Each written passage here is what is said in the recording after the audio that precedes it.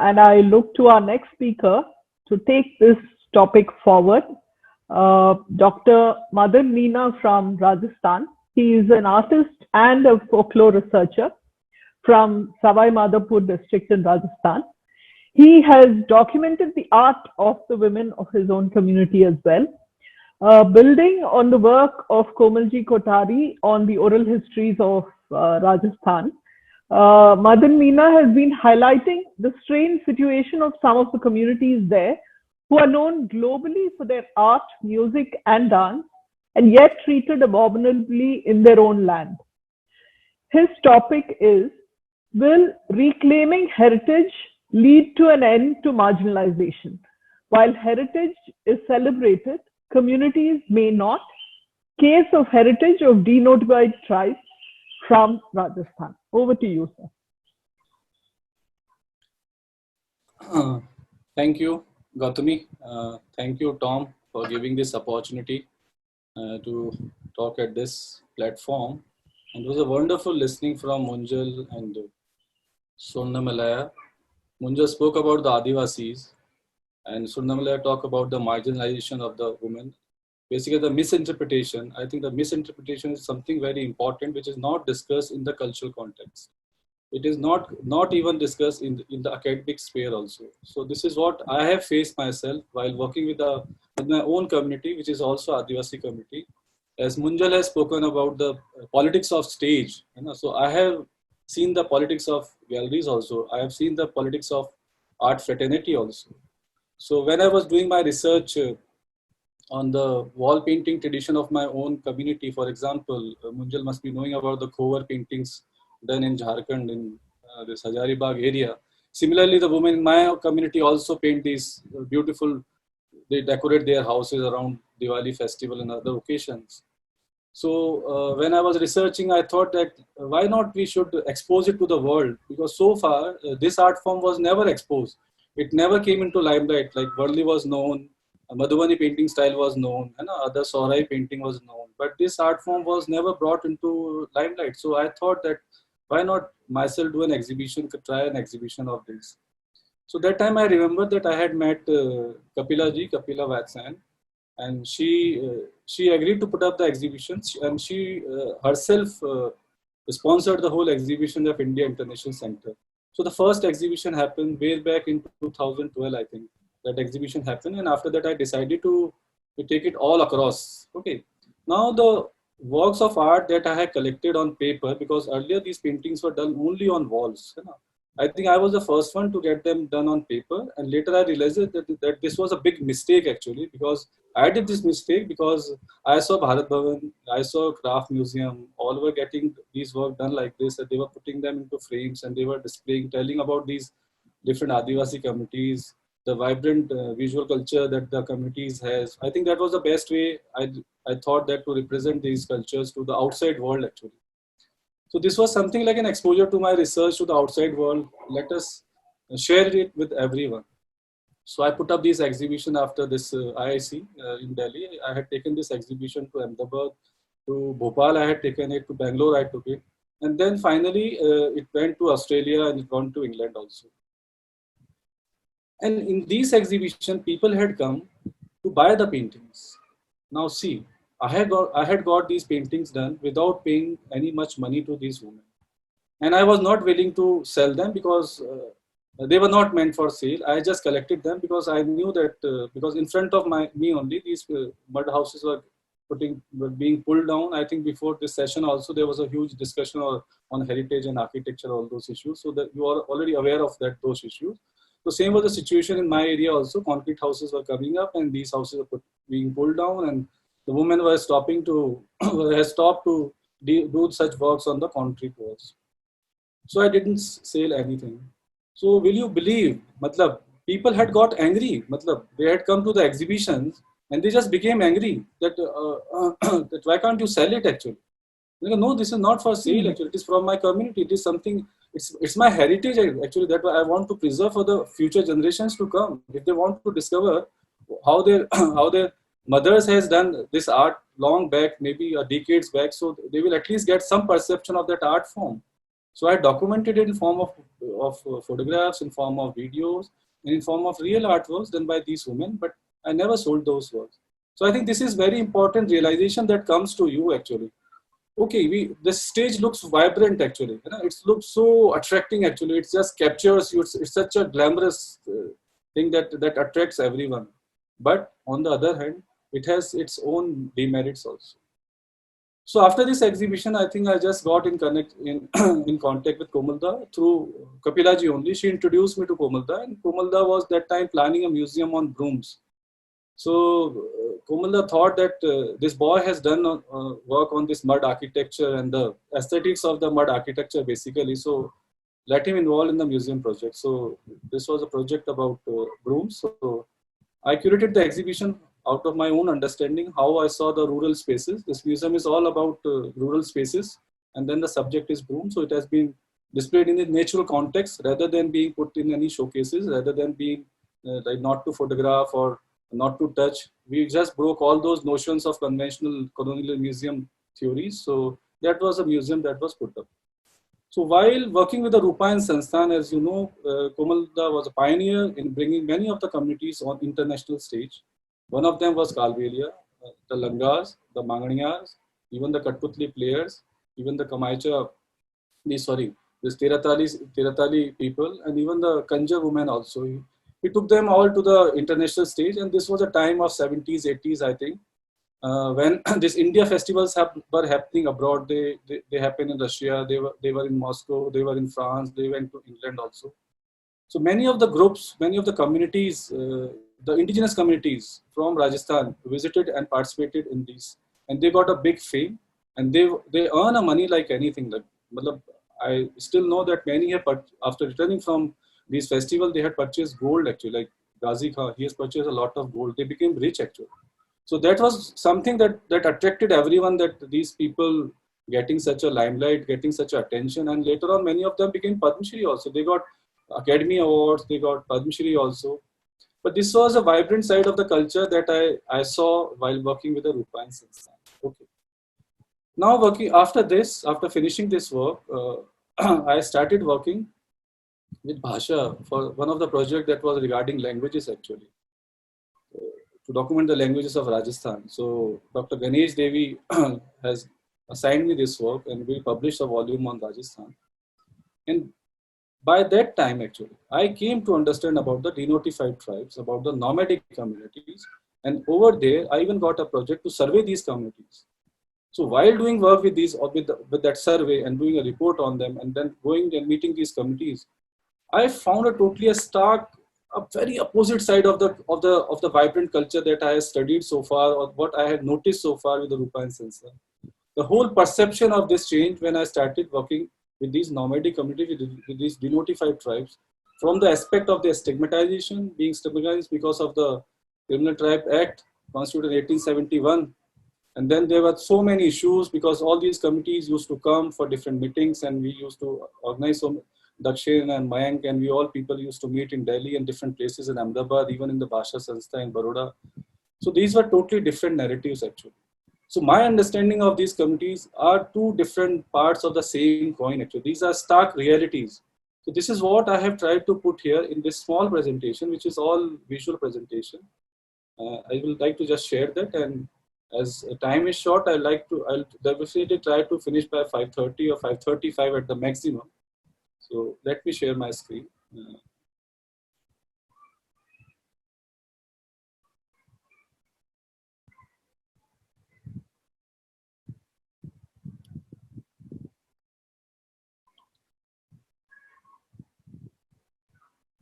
I hope you are able to see, Gautami, you are able to see my screen. Okay, thank you. So I have titled it like, while heritage is being celebrated, communities may not. The heritage is celebrated, is recognized so well by internationally recognized bodies also, but this is not the real case actually. So I'm talking only in perspective of Kalbelia and Bedia communities. There are many communities as such, but I'm just talking of two because these over here the situation is about a woman actually. So I think that's a more priority for me to talk about these women of these two communities rather than touching upon other communities.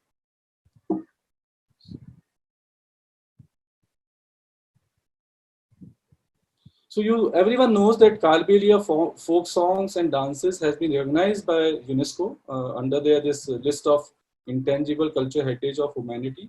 I think this is the only community from Rajasthan that has been recognized. It was recognized 2010. So you can understand that what kind of a recognition they have. They have been recognized by the highest body of cultural recognition actually by UNESCO. But then we see this is one image, this is one performance that from Jodhpur, and you can see what the community is. You can see just not the dance and songs actually. The community is rich in so many things actually. They are rich in their whole attire. They do it by themselves. They are rich in making different kind of jewelries, not out of just precious material, but even things like long or from glass beads or from other material also. They make beautiful jewelry. They are known for even for food recipes also, because that is very much specific to them, only being a nomadic community living in the desert. So they have a huge knowledge actually. It's a huge knowledge system of survival actually that they have. That is something that has not been recognized so far, but that's another subject of study. Now I'm showing a short film actually. When these communities got attention of the international platform, many films were made, and as you also know that many of the Bollywood films has featured them. So there's a famous film, Lachodrome, that connects the Kalberias from Rajasthan to the European gypsies living in the West. So just to get a perception of what kind of dance form they have, I'm just showing this small video.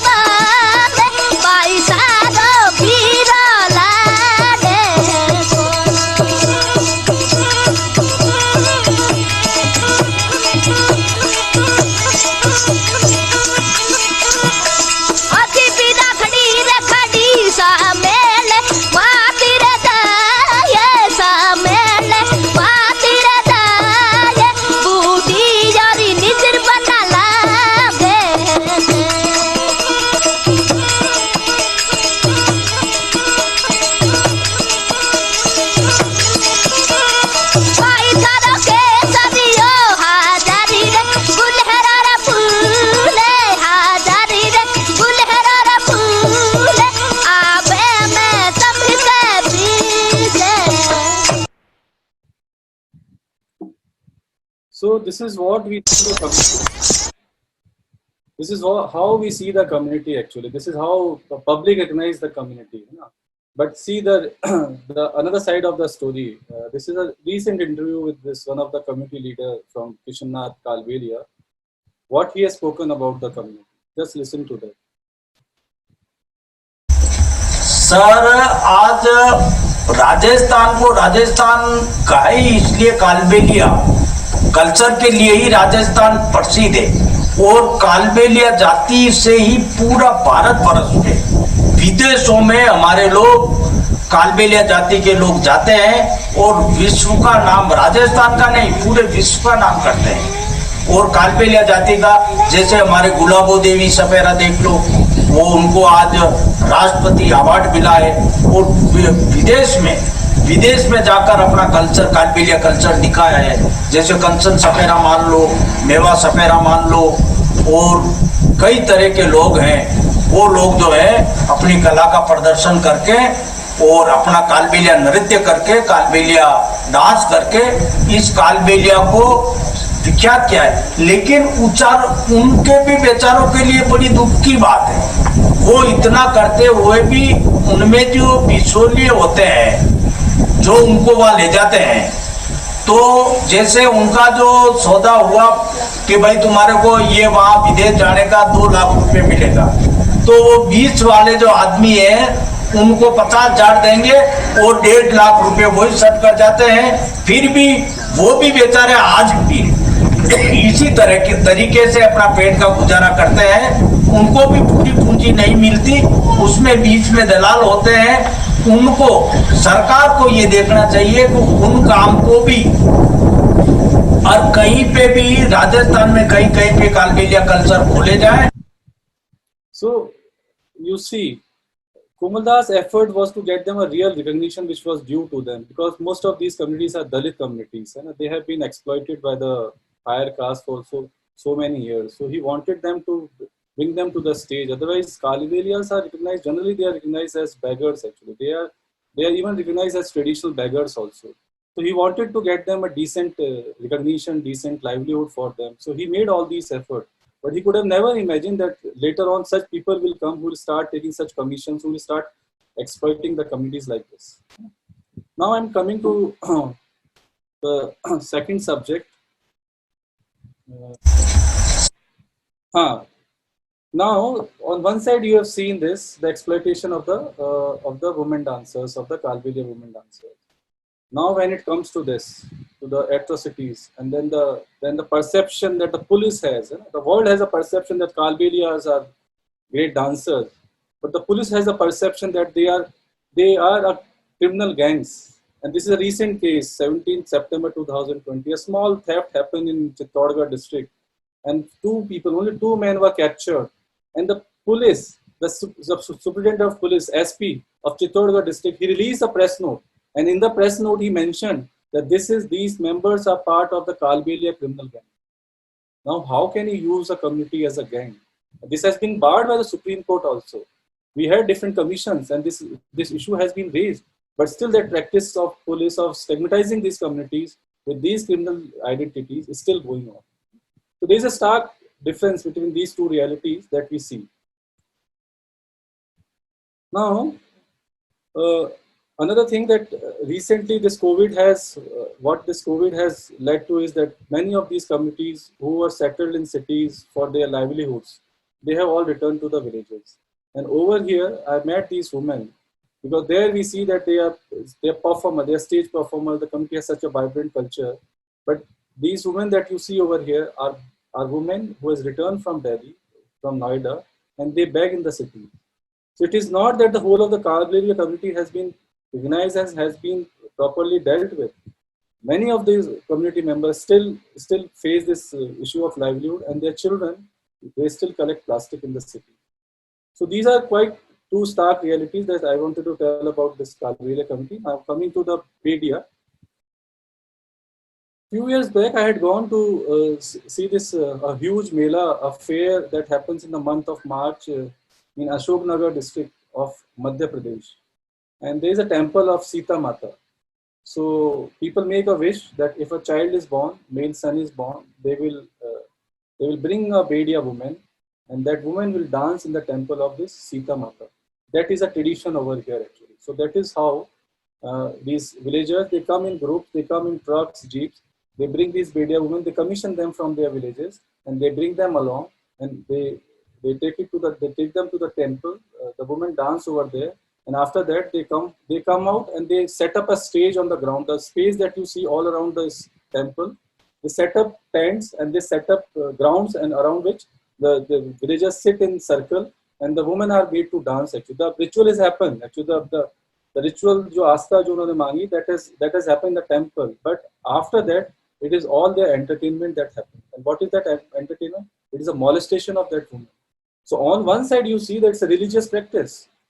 One side you look at it, it's a religious practice, and it has a sanction from the community also. The thing is that the things which are happening behind religion, that is the reality actually. What is happening behind the religion? So I just titled it's a celebration of molestation actually. It is not a celebration of a religious practice. It is not a celebration of any belief that you had a son and then you are taking them to the Mela ground and then you are making them dance either in the temple or outside. But it is really a molestation that happens. And I have one video to show it, which I saw myself there. So this Mela happens only at night. The thing is that this is very special about that Mela, which only start in the evening and it culminates next morning, early morning, 4 or 5 o'clock. So throughout the night, these dances of the Bedia woman happens over there.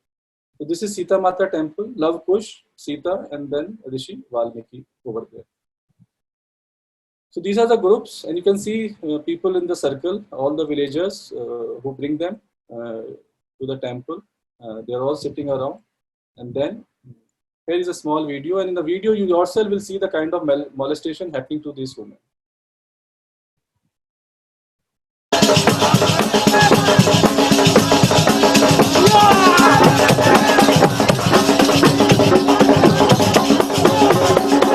These are two realities that I wanted to show. One side it's a international recognition, and then there is a stigmatization by the police. Here it is a religion, and it's a molestation by the people. Yeah, I just wanted to talk about these two things. Thank you very much for giving this platform.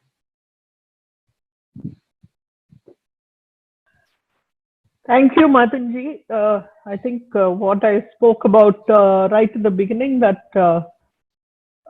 as the largest minority in the world, not everybody has the right to celebrate their heritage.